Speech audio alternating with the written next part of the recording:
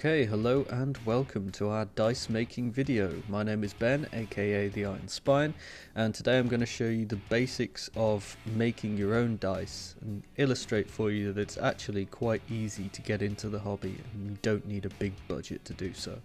Okay, you can make your own molds like me, or you can purchase these silicone ones that are available from most online retailers. They're really easy to use and I recommend that you go for these if you're just starting out because they'll make your life easier.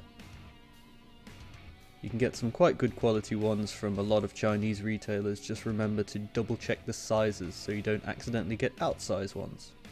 Making your own dice molds allows you to cast off a shape that you particularly like, or even make custom molds, but for that you need silicone, which will set you back about £30. So I recommend if you're just starting out you go for some pre-made store-bought molds. Okay, we're going to be making our dice out of epoxy resin, which comes in two parts that mix to activate. We're also going to be mixing in a disposable cup. Anything plastic or paper will do, and you'll need something to mix, such as a popsicle stick or a skewer like I'm using. You're also going to be needing some disposable pipettes, which are pretty easy to get a hold of. You can get cheap throwaway ones that are what we need, and you can get a pack of about 100 for only a few pounds. We're also going to need some colouring for the resin. You can use special inks or resin colours, but there are also a lot of good alternatives. Here I'm using food colourings, which are cheap and effective.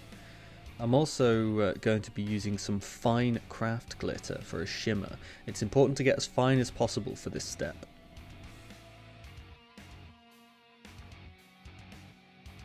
You can see it's ultra fine dust. So now we're ready to mix our resin. Most of these are a 1-to-1 ratio between the resin and the hardener, but do be sure to check the box or packaging to make sure that it is the case for the resin you're using, because some are different. You may want to wear gloves for this step as well, because it can get pretty damn messy. And remember to use a disposable cup to mix these with, because your cup's going to get ruined. Now I've only got a small amount left in these bottles because I've used 1-to-1 ratios several times already, so I know that there's the same amount in these two bottles, which is why I'm not bothering measuring, but usually you'll need a little measuring cup or something to that effect.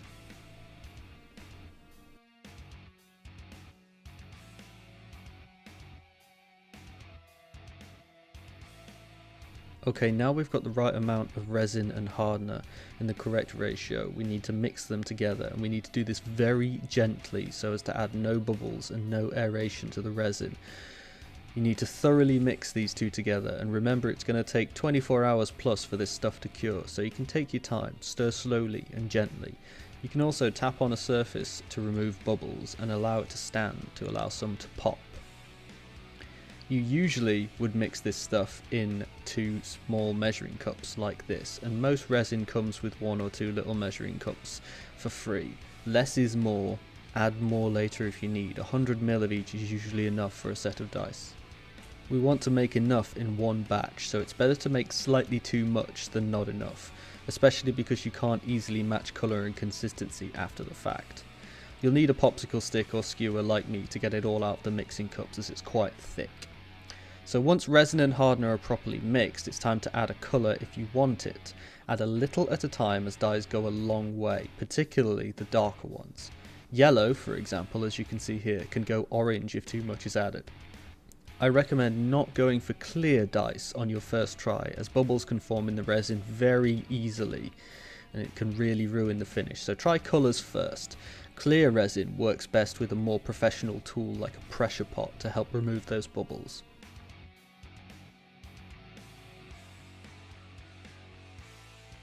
You can always add a little more colour, but remember, you can't take it away. I can't stress enough how horrible it is to have a batch of resin ruined by being overzealous with your colouring.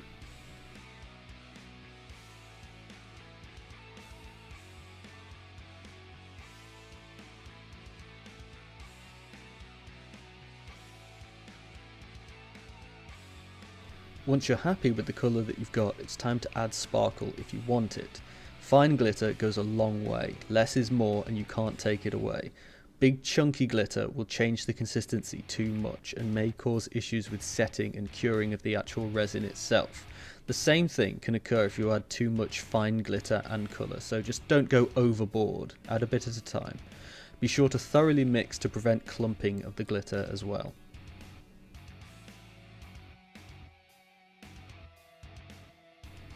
As you can see here, I've got a bit of a shimmer ready. It's not quite shimmery enough for me.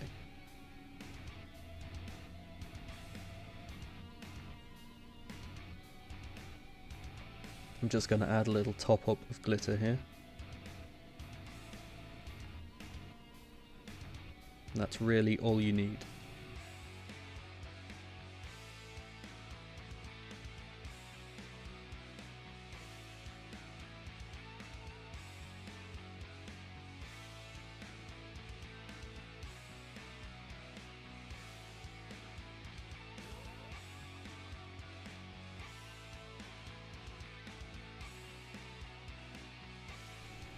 Okay, now I'm going to show you mixing another batch with a darker colour for comparison.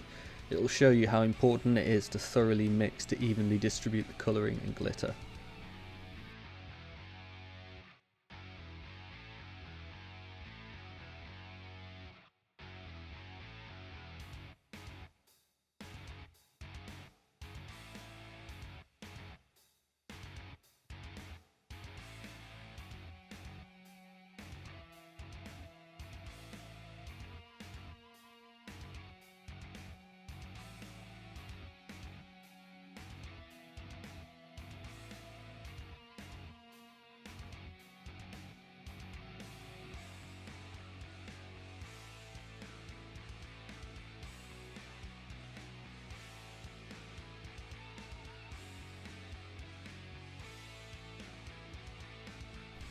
Once we've got our resin correctly mixed, we're going to need to fill some pipettes. You want to use at least 2 so one can be filling up while you use the other one. You've got to be careful also to squeeze the air out before you put the tip into the cup so as to avoid blowing bubbles into the resin. The resin will take quite a while to fill the pipettes as it's quite thick and gloopy to begin with, even before we add glitter and colour. You can use this time to get your moulds ready.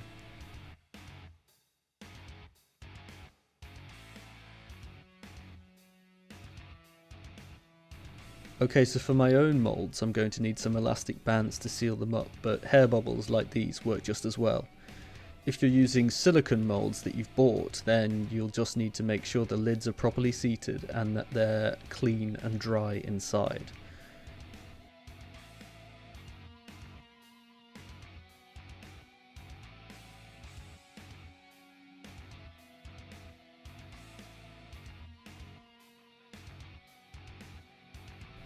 So I'm going to secure these with bobbles first before I inject the resin.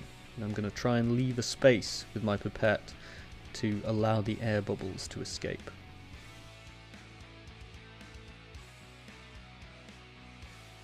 I'm going to allow one pipette to fill while I use the other, and you need to make sure to get right to the bottom of the mould and to overfill to make sure there are no air pockets. You can see that there's little air bubbles coming out due to the way I'm holding the pipette now.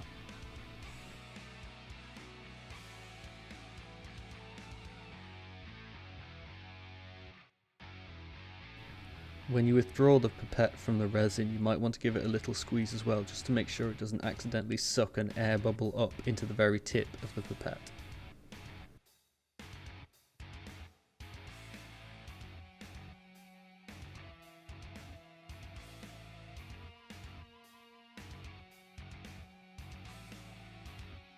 Okay, we're going to repeat this process for all the moulds and allow them to stand. We can tap or shake them to help dislodge any air bubbles. Now, you could use a pressure pot here if you had one to help avoid air bubbles, and or a UV light to cure any UV resin faster. But I'm just using standard resin and I'm not bothering with a pressure pot, so we're going to leave these to stand and set and cure for at least 24 hours. So, now that they're ready, we're going to gently pull open the moulds, and we need to make sure the resin is fully cured before you do this, or you may deform the dice or leave finger marks. On my homemade dice molds, you can see that sometimes we get these thin wings, but these are easily removed during the next step. That's just because of the cuts that I've made to access the molds.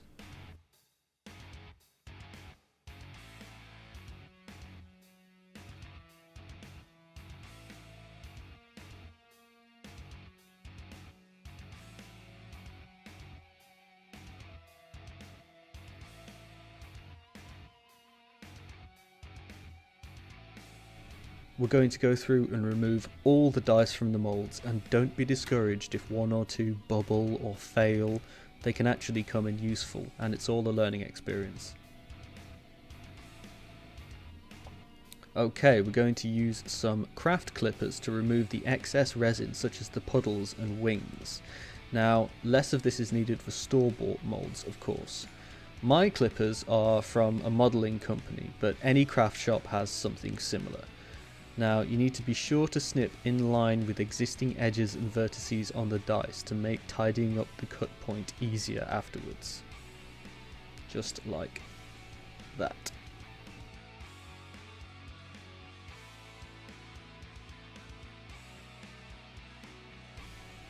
Next, we're going to want to trim any tiny bits of excess with a hobby knife or scalpel.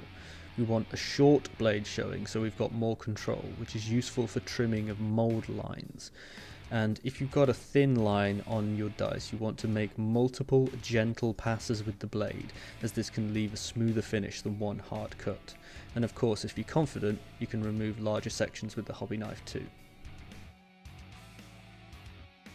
The next step is to sand those cut points, and we're going to start with coarse sandpaper, moving to fine, and we're going to use lots of water while we do it. You need to make multiple gentle passes, and remember that a higher grade number means finer sandpaper.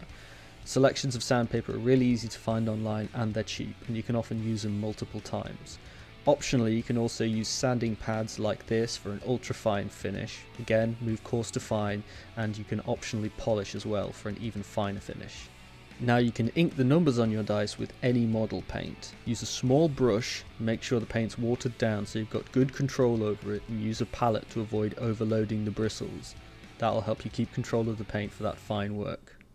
Remember also that those failed dice that you may have are worth keeping, because you can test colour schemes on them or even practice inking the numbers if you're a little bit unsure or new. Sanding and inking really bring out the finish and make the dice look complete and ready for use. You can experiment with different colour combinations and finishes, as well as even putting items like flowers or leaves inside the resin moulds so that when the dice set, they're suspended inside. If you're enjoying the dice making hobby, your next steps are more advanced tutorials and perhaps a pressure pot, as well as looking into purchasing silicone and casting your own moulds. And there you have it, the basics of dice making.